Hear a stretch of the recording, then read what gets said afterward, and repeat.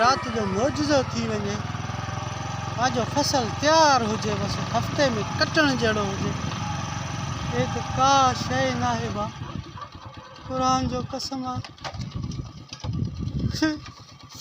Oh no. السلام عليكم.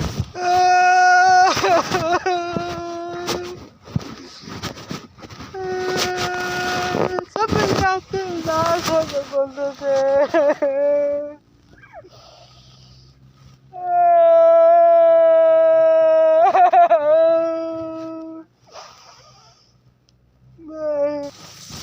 माशाल्लाह भी बनी जबरदस्त थियो आज ने चक्कर वाह वाह वाह वाह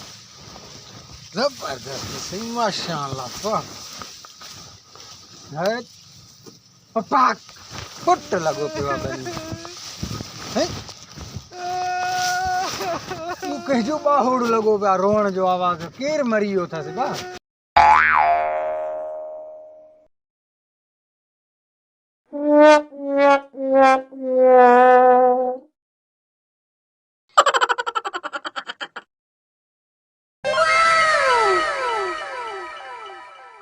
बिंजा कणक किए बीठा न हफ्ते पण लाबारो पइजी विंदन हैं एडो जो दाहू करे रोए सुडका भरे नो छा थे वनी दिसास तो सही है केड़ो ने भागो है माशाल्लाह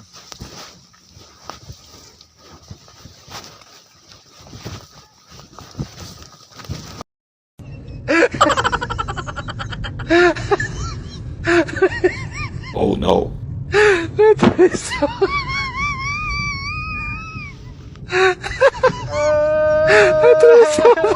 السلام عليكم.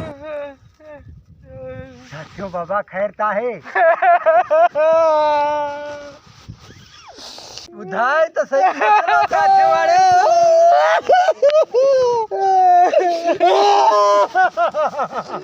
बुधाई तो सही क्यों चा केर मरियो आ ता जो फसल थियो दा हां फसल माशाल्लाह वीआईपी थियो जबरदस्त हां छो तू छो तो रोई को हां ओ गनो खबुधाई तो सही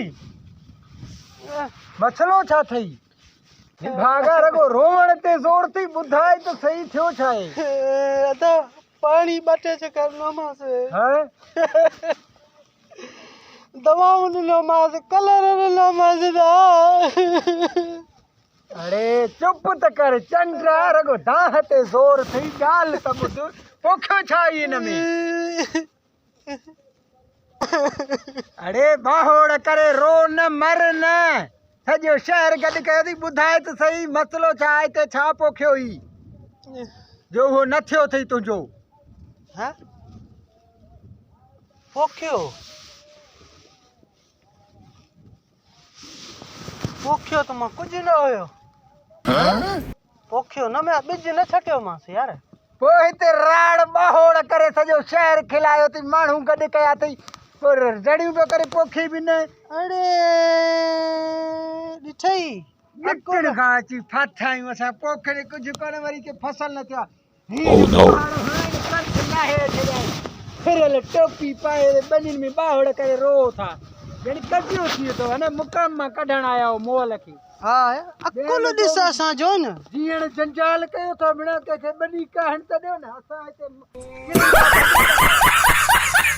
तू भी सलाह न दिनो न हारियां पाड़े सिरी